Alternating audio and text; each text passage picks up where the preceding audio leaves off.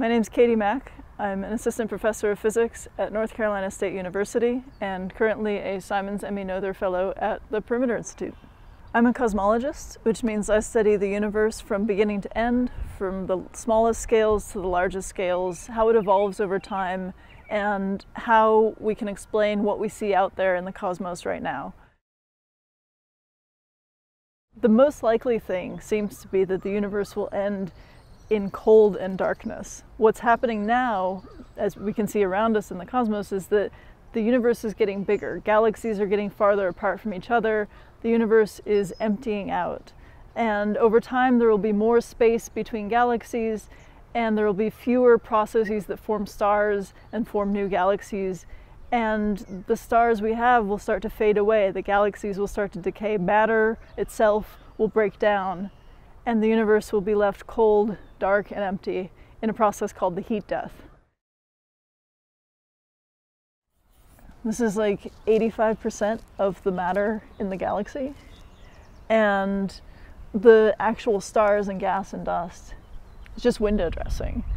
And what the dark matter does is it holds all this together, because without the dark matter, these stars, instead of orbiting around the center of the galaxy, they'd just be flying off into space. There wouldn't be enough gravity to hold them in. It's really invisible matter, not dark, it's not black, it's just invisible. And we can't see it, we can't touch it. It probably is something that just doesn't deal with light. It doesn't do electromagnetic interactions. So not only does light pass through it, so does touch. Like if you touch something, you're pushing your electrons against the electrons in the other thing, and what you're feeling is that electrostatic repulsion, right? And if dark matter doesn't do electromagnetism, then it doesn't do that, and so you can pass right through it.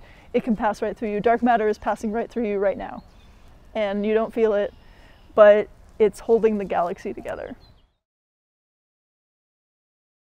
We think that it's possible that if you take two dark matter particles, they can annihilate and create something from the standard model, which is all of the things we understand, all the particles we know about, and so on. And so if they can annihilate like that, then what happens is they come together and they'll produce some kind of shower of particles, high energy particles. And that'll happen more often in places where dark matter is really concentrated. So the power, the dark matter annihilation power, is proportional to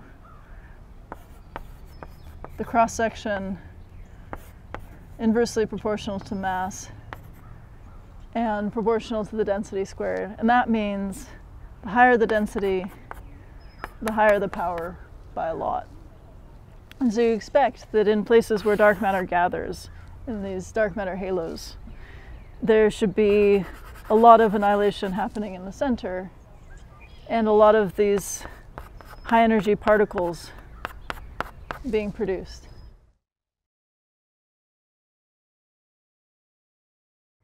These halos, these dark matter clumps, are forming the first galaxies and the first stars. They're bringing in the gas that forms the first stars and galaxies in the universe.